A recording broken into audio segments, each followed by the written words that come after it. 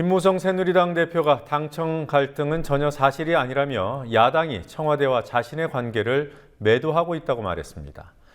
그러나 청와대와의 중요한 대립 요소인 공무원 연금 개편 시점에 대해 김무성 대표는 청와대의 뜻을 따를 생각이 없음을 분명히 했습니다. 이명박 정부의 대표적인 자원 외교 실패 사례인 캐나다 하베스트사 인수 과정에서 최경환 경제부총리가 당시 직영부 장관으로서 인수 계획을 보고받고 사실상 승인했다고 당시 한국석유공사 사장이 증언했습니다. 정치권 취재하고 있는 PD 연결해서 상세히 알아보도록 하겠습니다. 권현주 PD.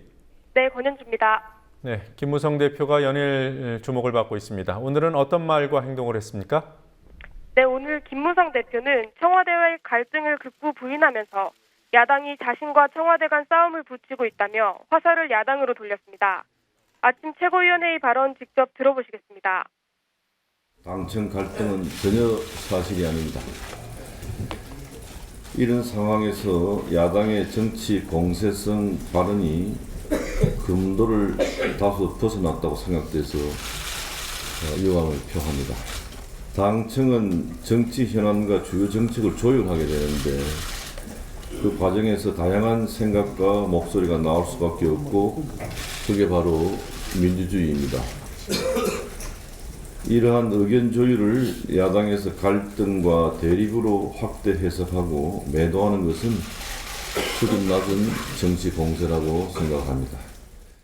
김무성 대표는 어젯밤에도 대통령과 절대 싸울 생각이 없다며 몸을 낮추는 모습을 보였습니다.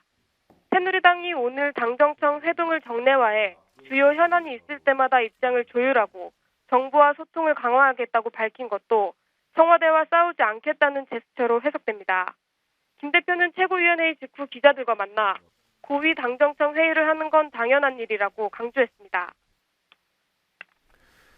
네, 당청 갈등 사실 김무성 대표의 개헌 발언 때문에 촉발됐다가 김 대표가 사과하는 듯 했지만 그래도 정기국회 끝나고 개헌 논의한다 이런 쪽으로 정리하지 않았습니까? 이번에 불거진 공무원 연금 개편 문제도 시기에 대해서는 김 대표가 물러설 뜻이 없음을 분명히 했군요. 그렇습니다. 김무성 대표는 일단 공무원 연금 개정안을 정부 입법이 아닌 의원 입법으로 추진하면서 자신을 대표 발의자로 올림으로써 연금 개편에 대한 의지를 과시하겠다는 구상입니다. 문제는 시점입니다. 청와대가 원하는 연내 처리를 거부하고 있는 김 대표는 오늘도 야당과 합의해야 하기 때문에 연내로 못 박을 경우 야당과 대화가 어려워진다고 말했습니다. 개헌에 대해 입을 다물지만 정기국회가 끝날 때까지 다물겠다고 했듯이 연금 문제에 대해서도 시점만큼은 청와대의 말을 듣지 않겠다는 겁니다. 이처럼 김무성 대표는 청와대의 고개를 숙이는 듯하면서도 실제로는 할 말을 다 하면서 전국의 주도권을 잡고 있습니다. 반면 청와대는 김 대표를 억누르려고 하다가 오히려 입지를 키워주고 있는 모습입니다. 네, 그런데도 김 대표 입장에서 좀 곤란한 일이 생겼습니다. 7월 전당대회에서 김무성 대표와 서청원 최고위원에 이어서 3위를 차지했던 인물이죠. 김태호 최고위원. 오늘 최고위원직 사퇴를 선언했습니다. 어떤 의미입니까?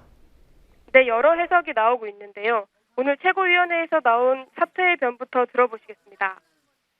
예, 이완구 원내대표님, 또 우리 김무성 대표님, 이번 정기국회에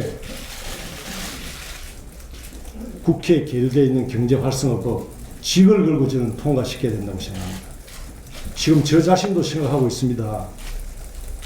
국회가 도대체 뭘 하는 곳인지, 뭘 할 수 있는 곳인지 앞으로 밥만 축내고 있는 건 아닌지 정말 돌아봐야 된다고 생각합니다. 저 자신부터 반성하고 뉘우치는 차원에서 이 순간 제가 할 수 있는 것은 최고위원직을 사퇴하겠습니다. 김태호 최고위원은 비박계 인사이고 개헌론자지만 오늘 사퇴를 선언하면서는 개헌론이 대통령에게 염장을 뿌렸다고 말했습니다. 김무성 대표에 대한 불만을 일단 드러냈다는 평가입니다. 이런 정황으로 볼 때 당청 갈등 상황을 틈타 김태호 최고위원이 대권 행보를 위한 승부수를 띄웠다는 해석이 나오지만 뜬금없다는 평가도 적지 않습니다. 자, 공무원 연금을 두고 당청 갈등이 있지만 시기에 대한 갈등일 뿐 사실 필요성은 여당이든 정부든 공감을 하고 있는 것 같습니다. 오늘 새누리당에서 관련해서 그 태스크포스가 첫 회의를 열었죠. 네, 새누리당 공무원 연금 제도 개혁 태스크포스가 오후 2시 첫 회의를 열고 공무원 연금 개편의 추진 일정과 야당과의 협의 방향 등을 논의했습니다.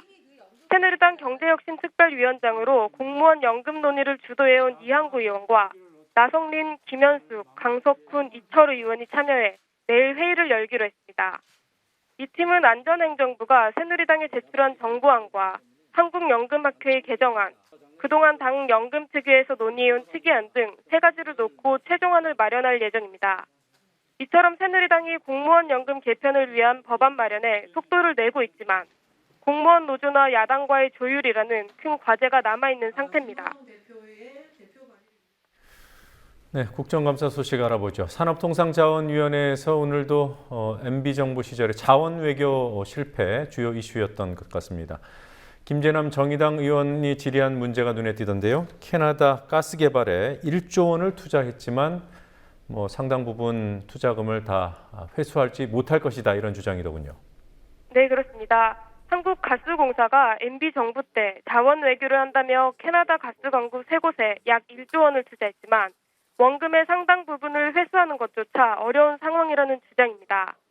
정의당 김재남 의원은 오늘 한국가스공사를 상대로 한 국감에서 가스공사의 자료를 분석해보니 캐나다 셰일가스 사업에 투자했다가 잃게 된 돈이 2010년 환율을 기준으로 6,170억 원 가량이라고 밝혔습니다. 가스공사의 자료를 보면 투자한 광구 3곳 가운데 웨스트컵뱅크가 2,189억 원, 우미약이 121억 원의 손실을 가스공사에 입힌 후 사업을 접었고 하나 남은 혼리버 광구에서 손해를 볼 것으로 확실시되는 금액은 3,861억 원입니다. 김재남 의원은 사업성 평가를 엉터리로 해 국제 호구 노릇을 하며 국민을 빚더미에 앉게 했다며 MB정권의 자원외교 실적 욕심을 에너지 공기업인 가스공사가 앞장서 채워주려 하고 있다고 비판했습니다. 이에 장석효 한국가스공사 사장은 책임을 통감한다면서도 3, 4년 후 다시 개발되면 원료 가스로도 쓸 수 있기 때문에 좀 기다려달라고 말했습니다. 네, 이미 실패가 확인된 사례이죠. MB정부의 대표적인 자원외교 실패 사례, 캐나다 하베스트사 부실 인수 문제. 당시 지식경제부 장관이었던 최경환 현 경제부총리가 당시에 투자에 대한 보고도 받고 또 승인도 했다 이런 주장이 있습니까? 네, 한국석유공사 강영원 전 사장이 오늘 국정감사에서 2009년 하베스트사 인수 결정 전에 최경환 당시 지경부 장관에게 보고했고 최 전 장관이 잘 검토해 추진하라는 답을 했다고 증언했습니다. 민주연합 오영식 의원이 지경부의 인수 여부에 대한 의견을 구했고 긍정적인 답변을 들은 것이냐고 묻자 강 전 사장은 그렇게 받아들였다고 확인했습니다. 이에 대해 홍영표 민주연합 의원은 최경환 부총리가 보고받고 승인했는데 막상 석유공사만 나쁜 사람으로 만들고 있다며 진상을 밝히려면 최 부총리가 국감 증인으로 나와야 한다고 요구했습니다. 하베스트 인수 과정에서 있었던 투자자문사 선정을 두고도 권력형 비리 의혹이 불거졌습니다. 메릴 린치가 낮은 평가에도 불구하고 투자자문사로 선정됐는데 당시 메릴 린치의 서울지점장 김영찬 씨가 이명박 전 대통령의 최측근인 김백준 전 청와대 총무비서관의 아들이란 점이 문제가 됐습니다. 민주연합 소속 김동철 산재위원장은 경영 잘못으로 국부가 유출된 줄 알았더니 하베스트 인수는 완전히 MB정부의 권력형 비리였다며 엄정한 수사를 촉구했습니다. 지금까지 국민TV 뉴스 권현주입니다.